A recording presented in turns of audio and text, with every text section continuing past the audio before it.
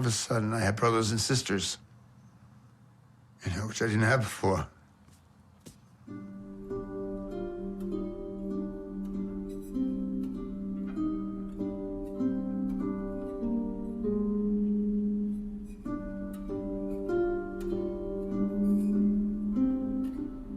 The riot could have been buried. It could have been a few days in the local newspaper, and that was that. But we had to follow up. We couldn't just let that be a blip that disappeared. And I hadn't had enough sleep, so I was in a somewhat feverish state. And I thought, we have to do something. We have to do something. And I thought, we have to have a protest march of our own. And they were having a meeting at Town Hall.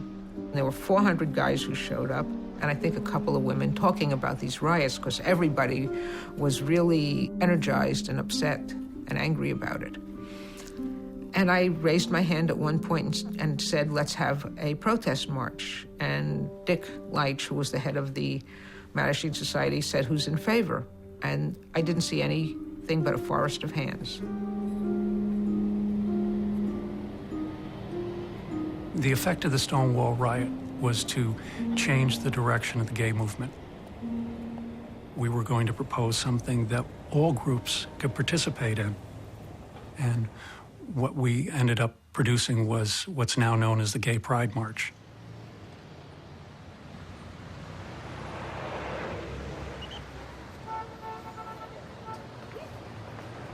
In those days, the idea of walking in daylight with a sign saying, I'm a faggot, was horrendous. Nobody was ready to do that.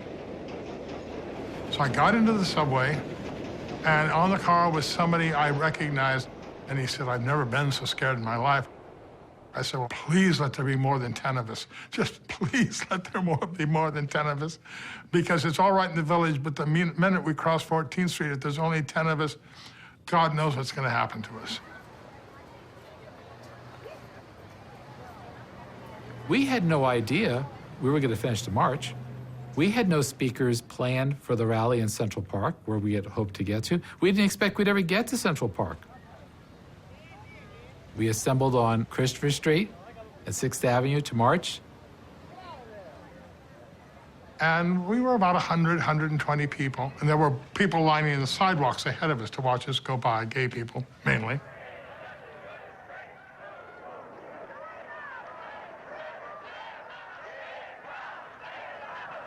And we were going fast. People that were involved in it, like me, referred to it as the first run. We had been threatened, bomb threats. We had been, people could take shots at us.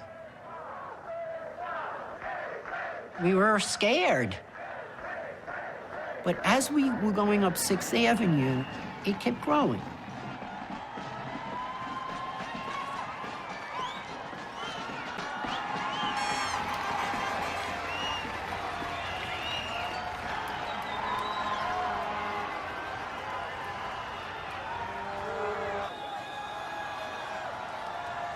And I looked back, and there were about 2,000 people behind us, and that's when I knew it had happened.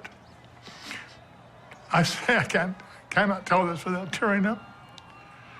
And Peter and I walked the rest of the whole thing with tears running down our face. But that's when we knew we were ourselves for the first time.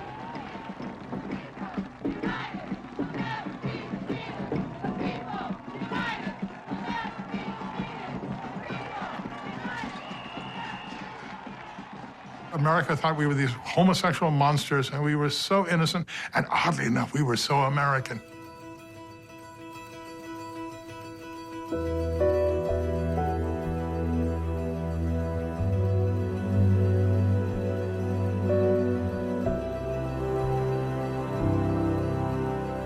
It's very American to say, this is not right. It's very American to say, you promised equality, you promised freedom. And in a sense, the Stonewall riots said, get off our backs, deliver on the promise.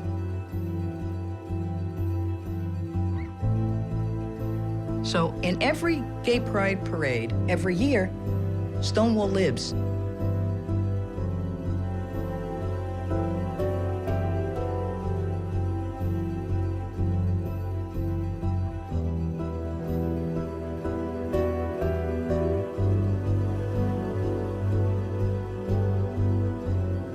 It was another great step forward in the story of human rights. That's what it was. And it was those loudest people, the most vulnerable, the most likely to be arrested, were the ones that were doing the real fighting. They were the stormtroopers. And they were kids. You knew you could ruin them for life. And you felt bad that you were part of this when you knew they broke the law, but what kind of law was that?